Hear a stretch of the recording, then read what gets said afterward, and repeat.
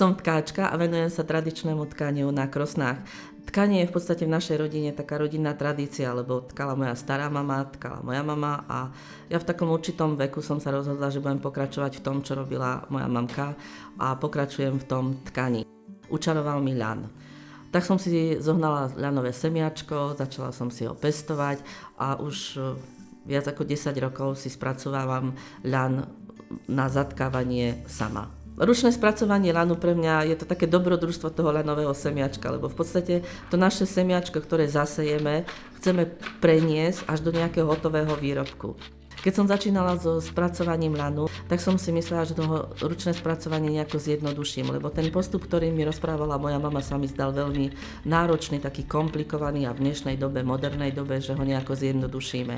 Nedá sa to zjednodušiť. V podstate to, čo vymysleli tí naši starí rodičia a postup, aký oni ho spracovávali, to je ten najjednoduchší, aký sa dá. Mne sa tak najviac páči pradenie.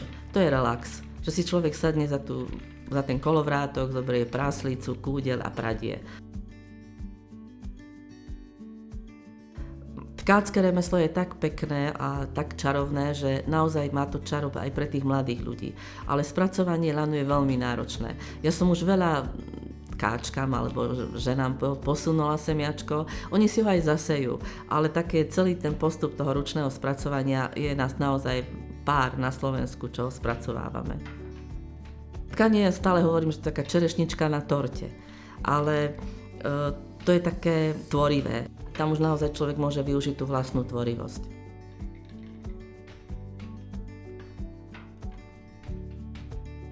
Mojou snahou pri tkaní je dodržiavať tie tradičné veci, alebo viesť cestu tkania tou tradíciou.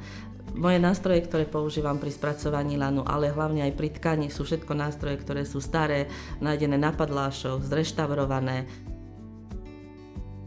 Vidím ten záujem tých mladých ľudí o to tkanie, o ten ľan a o tie tradície.